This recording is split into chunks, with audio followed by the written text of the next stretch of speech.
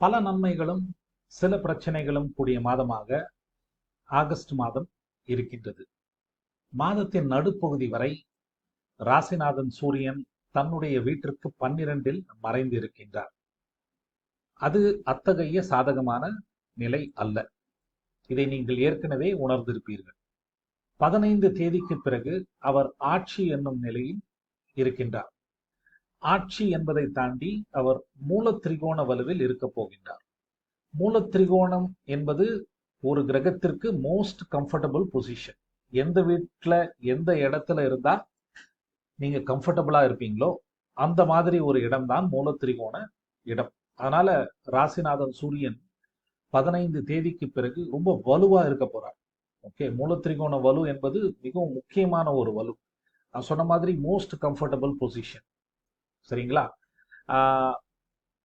அத்தகைய மூலத்திரிகோண வலுவில் இருக்கும் சூரியனை வக்ரசனி பார்க்கின்றார், செவ்வாயும் பார்க்கின்றார். செவ்வாய் பார்க்கறது பெரிய பிரச்சனை இல்லை, சனி பார்க்கறது பிரச்சனை. அதனால்தான் சில பிரச்சனைகள் இந்த மாதம் இருக்கும்னு சொன்னேன்.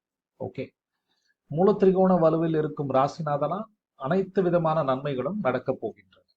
ஓகே, அதை தாண்டி இன்னொரு பாசிட்டிவ் விஷயம் என்னன்னா, இந்த மாதம்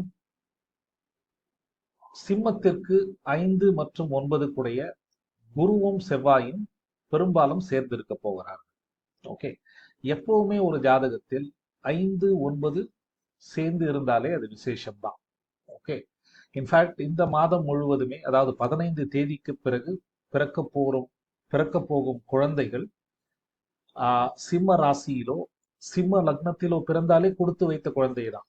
ஏன்னா சூரியன் மூலத்திரிகோண வலுவில் இருக்கார். 5, 9 குடையவர்கள் இணைந்து இருக்கின்றார்கள். ஓகே, 5, 9 குடையவர்கள் 10ல் இணைந்து இருக்கின்றார்கள். ஸோ ரொம்ப விசேஷமான ஒரு ஜாதகமாகத்தான் இருக்கும் இந்த மாதம் பிறக்கக்கூடிய சிம்ம ராசி சிம்ம லக்ன ஜாதகர்கள். ஸோ அதனால அந்த பெனிஃபிட் உங்களுக்கும் கிடைக்கும். குறிப்பாக வேலை தொழிலில் முன்னேற்றம் கிடைப்பதற்கு நல்ல வாய்ப்புகள் இருக்கு. உங்களை பல நாள் பாதித்து வந்த ஒரு நோய் நொடியில் இருந்து நீங்குவதற்கும் ஒரு வாய்ப்பு இருக்கு. அது எந்த அளவுக்கு அப்படின்றது உங்களோட சுயஜாதகத்தை பொறுத்தது. திருமணம் கைகூடுவதற்கும் நல்ல வாய்ப்புகள் இருக்கு.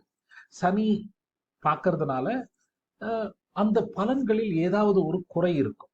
ஓகே, இங்க சனி ஸ்ட்ராங்கா இல்லை. ஏன்னா சனி வக்கரமா இருக்கார். வக்கரமா இருக்க சனி மாறுபட்ட பலனை தான் கொடுப்பார். இதே நேர்வலுவில் இருந்தா நான் சொல்ற பலன்கள் கண்டிப்பாக மாறுபடும். ஓகேங்களா? அப்புறம் சூரியனோட புதனும் சுக்கிரனும் இருந்து சுபத்துவப்படுத்துகின்றார்கள். ஸோ அதனால இந்த மாதம் முழுவதுமே ஓரளவுக்கு சூரியன் ஸ்ட்ராங்கா தான் இருக்கார். குறிப்பாக மாதத்தின் நடுப்பகுதியிலிருந்து நல்ல ஸ்ட்ராங்கா இருக்கார்.